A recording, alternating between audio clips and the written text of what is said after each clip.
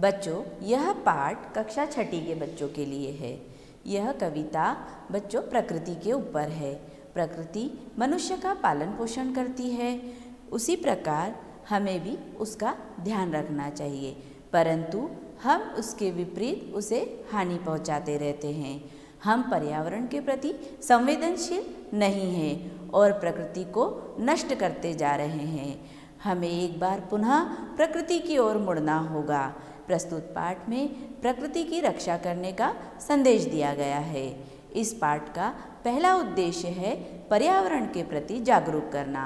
बच्चों, आज बढ़ता प्रदूषण, बढ़ता वैश्विक ताप तथा घटते हरे भरे वृक्षों का प्रमुख कारण इंसान ही है। मनुष्य ने प्रकृति को इतना अधिक दोहन किया है कि आज स्थिति मानव जीवन के विपरीत हो चुकी है। इसीलिए बच्चों, हमें पर्यावरण को बचाना होगा। इसका दूसरा उद्देश्य है प्रकृति को नष्ट होने से बचाना। इसके लिए हमें अधिक से अधिक पेड़ लगाने चाहिए, पर्यावरण को दूषित होने से बचाना चाहिए, पर्वतों के खनन पर रोक लगाना चाहिए तथा नदियों के जल को प्रदूषित होने से बचाना चाहिए। इसका तीसरा उद्देश्य वृक्षारोपण करना।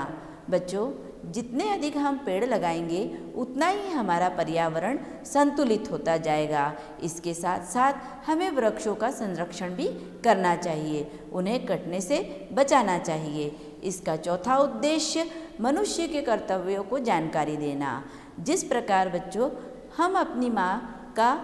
जिस प्रकार हमारी माँ हमारा पालन पोषण करती है और हम उसके बदले में अपनी माँ को सम्मान देते हैं, उनका संरक्षण करते हैं, उनकी देखभाल करते हैं, उनकी बात मानते हैं, उसी प्रकार प्रकृति भी बच्चों हमारी माँ होती है और हम उसके पुत्र हैं। तो हमारा कर्तव्य है कि हमें भी प्रकृति की देखभाल करनी चाहिए। चलिए बच्चों, अब हम पंक्तियों का अर्थ समझेंगे। हम जीवन देता है यह पर्यावरण हमारा, इसे नष्ट करने से होगा जीवन नष्ट हमारा। अज्ञानी हम ज्ञान राशि औरों को बांट रहे हैं, उसी डाल पर बैठे उसी की जड़ों को काट रहे हैं। प्रस्तुत पंक्तियों का अर्थ है बच्चों कि हम जिस पर्यावरण में रह रहे हैं उसी को हम दूषित कर रहे हैं। हमारा पर्यावरण हमको जीवन देता है, हमें इसे नष्ट नहीं करना चाहिए। यदि यह समाप्त हो जाएगा तो हम भी नहीं रहेंगे। हम ऐसे अज्ञानी हैं कि जिस डाल पर बैठे हैं उसी को काट रहे हैं। अगली पंक्तियां हैं। प्रकृति माँ ने पाला हमको, अपना दूध पिलाकर, उसको ही पीड़ित करते हम कण कण जला जलाकर। सोचो कैसे हो पाएगा कल्याण हमारा, इसे नष्ट करने से होगा जीवन नष्ट हमारा। इन पंक्तियों का अर्थ है कि प्रकृति ने हमारा पालन पोषण किया है और आज हम लकड़ियाँ काट काट कर जला रहे हैं। हमारे इस काम से प्रकृति बहुत पीड़ित हो रही है। यदि प्रकृति नष्ट हो जाएगी तो हमारा भी कल्याण कैसे होगा, हम भी नष्ट हो जाएंगे। इसीलिए हमें इनका संरक्षण करना चाहिए, पर्यावरण को प्रदूषित होने से बचाना चाहिए। अगली पंक्तियां हैं। पेट फाड़कर पर्वत का हम पत्थर बजरी लाते, काट काट कर लकड़ी जग को नंगा करते जाते। नंगे पर्वत और किसी की क्यों कर शर्म करेंगे, निश्चित हमें भोगने होंगे जैसा कर्म करेंगे। प्रस्तुत पंक्तियों का अर्थ है बच्चों, मनुष्य अपनी आवश्यकताओं की पूर्ति के लिए प्रकृति को नष्ट कर रहा है।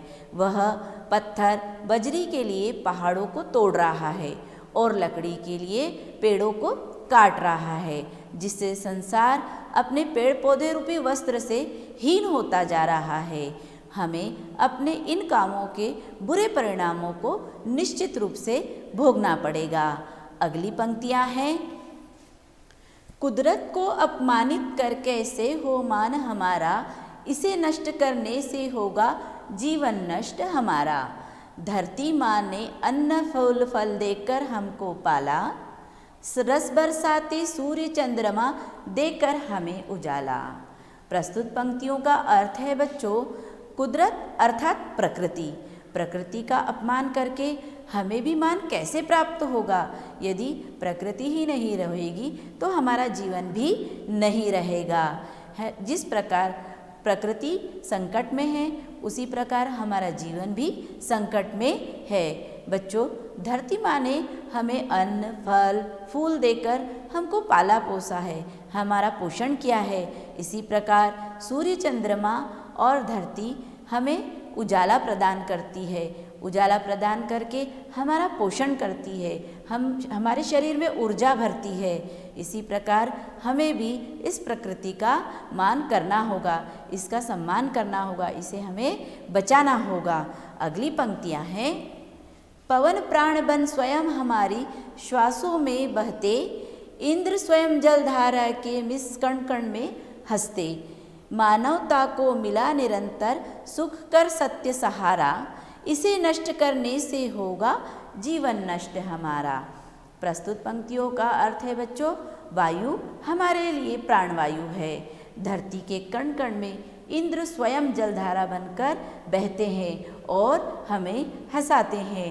प्रकृति ने संपूर्ण मानव जाति के लिए सहारा बनकर खड़ी है। मानवता और सत्य को नष्ट करके हम अपना जीवन ही नष्ट कर रहे हैं।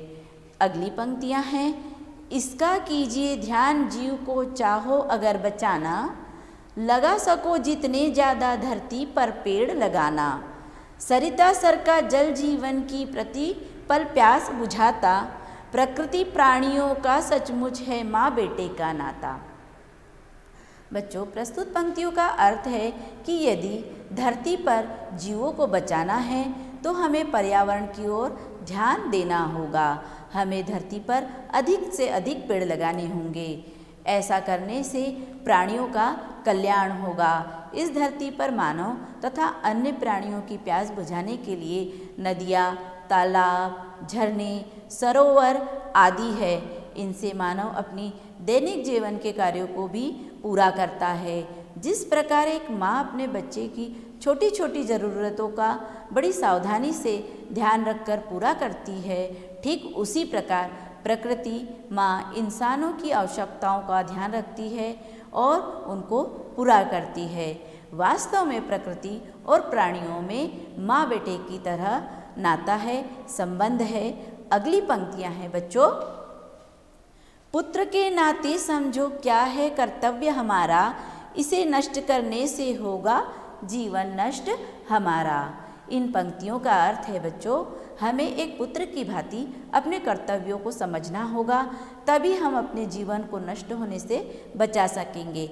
इसीलिए हमें प्रकृति को बचाने के लिए सतत प्रयास करना होगा, उसका संरक्षण करना होगा और प्राकृतिक वस्तुओं को बचाना होगा। धन्यवाद। हम अगली क्लास में